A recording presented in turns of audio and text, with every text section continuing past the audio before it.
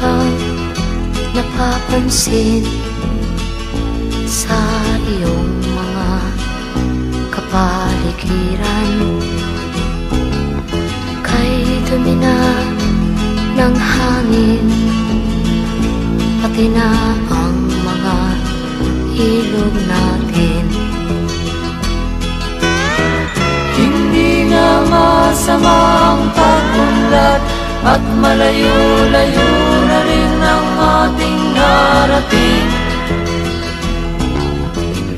Ngunit masdan mo ang tubig sa dagat, dati kulay asul, ngayon'y naging itim.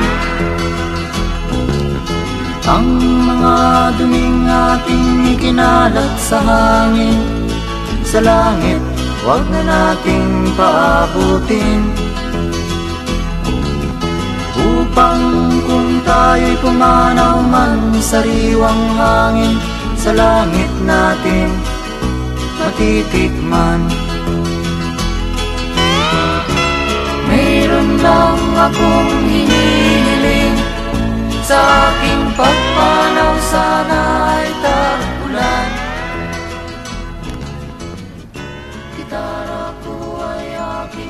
O bakit tayong mga tao ay sadyang napakatalino? Mga taong sumisira sa ipinahiram na mundo. Malamig na simoy ng hangin, malinis na karagatan. Nasaan na kaya ngayon to? Tuluyan na batong nagla. May landslide dito, landslide doon. May baha dito, baha doon. Ito ay mga epekto sa katarantaduhan ng tao.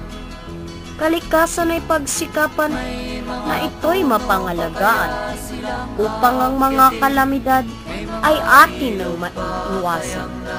Kagandahan ng kalikasan ay tunay na isang kayamanan. Ang kalikasan ay pundasyon, pundasyon ng kinabukasan.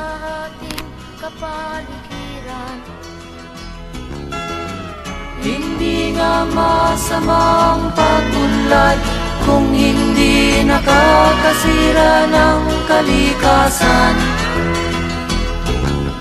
Darating ang panahon, mga ibong dala ay wala nang madadapuan. Masdan mo ang mga punong dati ay kay tatag, ngayon'y namamatay dahil sa ating kalokohan. Lahat ng bagay na narito sa lupa, biyayang galing sa Diyos kahit nung ika'y wala pa. Ingatan natin at huwag nang sirain pa, pagkat pag kanyang linawi tayo'y mawawala na.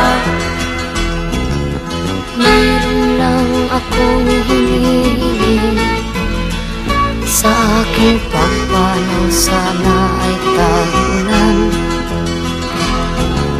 Gitara ko ay aking dadalhin, upang sa ulap na lang tayo magkantahan.